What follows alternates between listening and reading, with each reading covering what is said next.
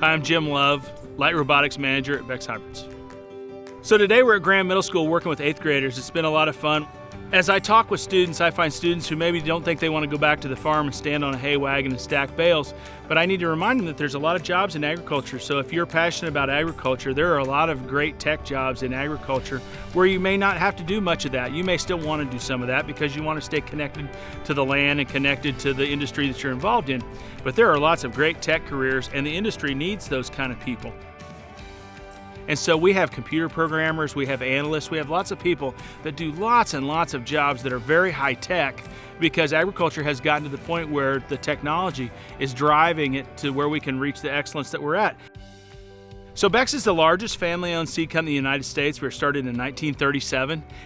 I graduated from Purdue, went to work for Beck's, and back then Beck's, we were a small enough company that I did just virtually every job that was involved in Beck's, as we all did at that time. And so over the years I have been able to evolve. The Light Robotics Manager job at Beck's Hybrids is a job that I kind of cultivated, and the goal was to try to make sure that our customers were able to purchase equipment that made sense for their farming operation. Originally, what we did with drones is we simply gathered data, and so the drones were just a data gathering tool, and even the data we gathered was very elementary and oftentimes very challenging to process. So by the time the data got back, the farmer had already ran out of patience and had moved on with his decision-making process. So now we've got it to where the drones that we're gathering data with are much faster. We're able to do much more at the field's edge as far as manipulation of the data, and then the decision-making process can be done that day as soon as the flight's over. But now we have evolved into where we're actually making applications with drones.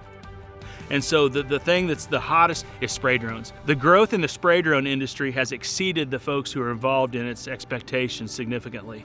And so we've seen technology come from the basement level kind of equipment all the way up to where we've got space age guidance and much greater data gathering systems. People think about a career in agriculture as stand on a hay wagon baling hay or out hoeing corn.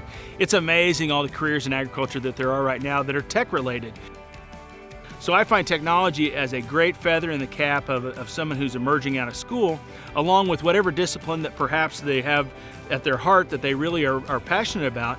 But having a drone technology or some other technology associated with that will make that person a more valuable player in the marketplace when they go out to find a job, and ultimately make them more valuable to the company that they choose to work with.